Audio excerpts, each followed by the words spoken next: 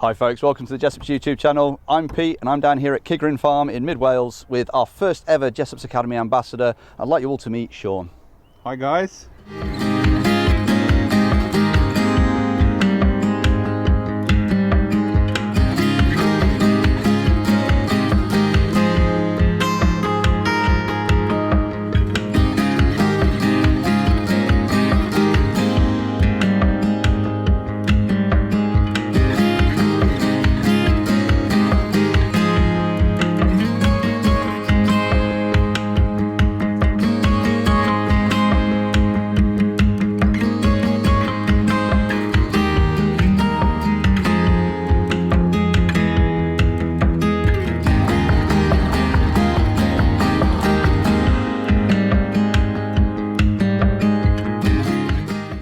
Down here to do today then, Sean, and what kind of shots can we expect to get? Cool. So welcome to Gigrin, Gigrin Farm. We're here at Gigrin, the sort of main feeding station, Red Kite feeding station in the heart of mid Wales.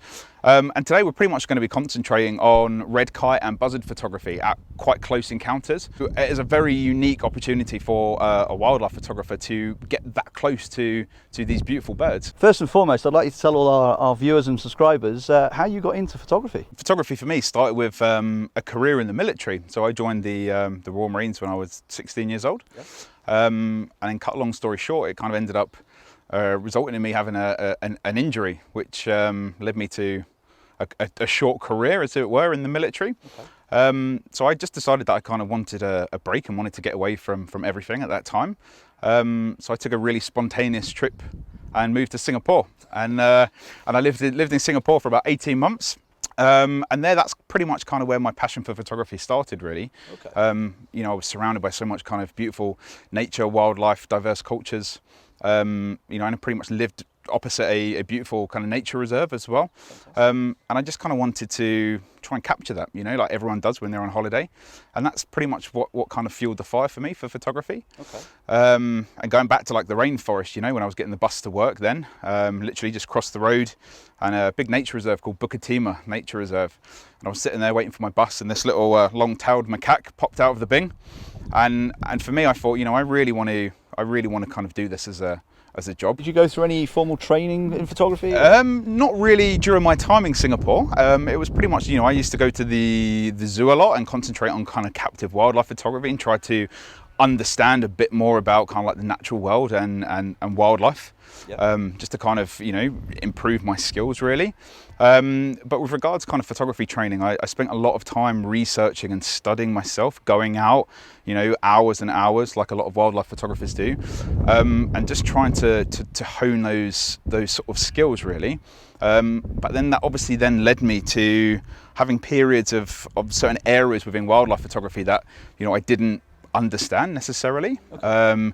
Like for example, I don't know, birds in flight photography, you know, it was very difficult to kind of teach yourself that. So that kind of come from obviously doing you know, a lot of practice and studying, attending kind of workshops, photography trips, until kind of I got to pretty much kind of where I am today, really. Pretty impressive place to be. Yeah, thank you. And hopefully you're going to give me a few tips this afternoon. Yeah, well, I hope some of so. these red kites. I'm looking forward to your panning shots as well. Well, we'll see how that goes. Okay, cool.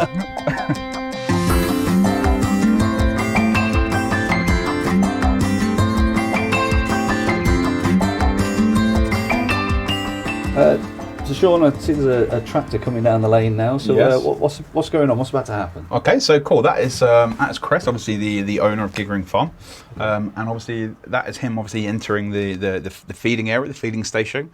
So obviously he's typically got around about 40 kilos of fresh kind of meat that he gets from a local butcher's that obviously he uses to obviously feed the red kites and buzzards here. So obviously he'll be coming into the field kind of any moment now, and obviously that's pretty much where the feeding will start. You know, okay. there was instantly, as soon as they see that food, they'll be coming down to sort of take a bite, as if it were. Okay, well, we better get ready then. We must do, yeah.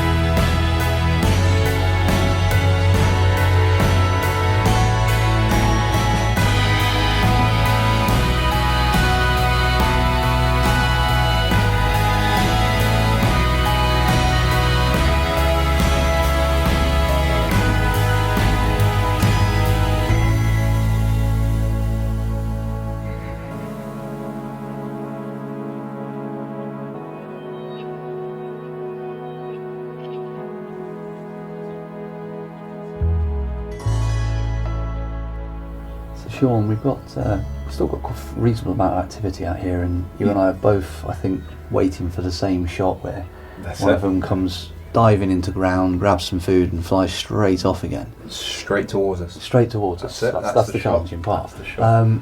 So, I mean, autofocus is going to be an absolutely crucial element to this photograph. So, how have you got yours set up in terms of an autofocus setting? Cool. So, obviously, first thing I'd always check, I know what aperture I'm going to be using for wildlife, like I mentioned earlier. You know, I love shooting really wide open, so I select, you know, quite sort of a wide aperture, anything from f2.8 up to f4, you know, just to really give me that separation. I then also have, like, obviously, you know, adjust my ISO depending on obviously the light availability. Yep. But ultimately, I kind of want, you know, a minimum shutter speed of at least 1/1600th of a second, really, to obviously freeze those birds in action. Okay. You know, if I kind of drop it below that, you know, you are going to struggle depending on what type of shot you're after, but to freeze action. And then from there, obviously, I've got it on, obviously, Canon 5D4, so servo focus or continuous focus, basically. And then I've got kind of like the expand AF, the autofocus, which is what I'm on. So the little crosshair in the middle. Yeah, so you've got the single point of reference. That's it, single point of reference, and then the surrounding area after that. In terms of your settings, I'm matching you almost exactly. AF, we're on a par. Okay, cool. So I think the key difference here is you're good at this and I'm not. But you know, I think Pete, it just you know, it just comes with practice. You know, like I was telling you all earlier. You know, I used to come here all the time and hone that birding flight photography skill.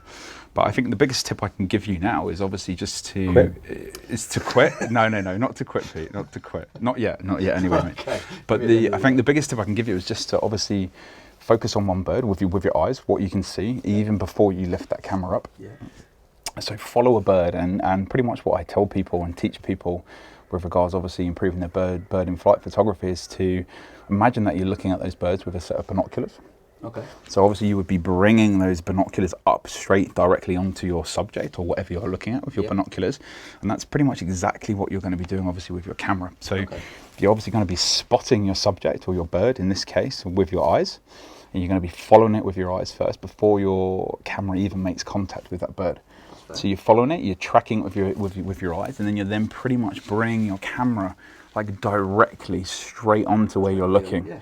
And then you then know that you pretty much have got that bird instantly in the middle of your sort of focus system. Okay. Let's see how we get on with that then. Cool. Let's give that a go. Good luck. Yeah, cheers.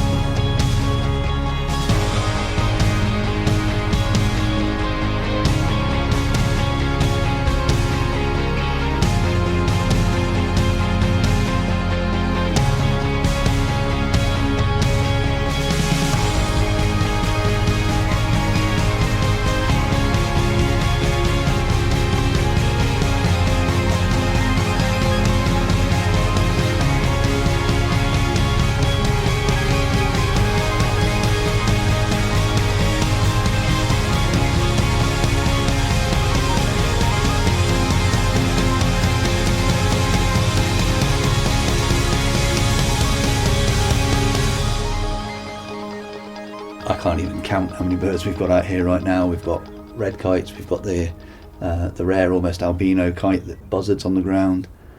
I mean, I've been after a good red kite shot for quite some time, and I think I've got a few. Sean will probably tell me differently. You're spoiled for choice here, Pete. Which one you choose? I am a little bit, yeah. It's like, I'll pick that one. No, I'll pick that one. I like that one. It's certainly something else. It really is. Yeah, it certainly beats seeing them barrel on the motorway, you know.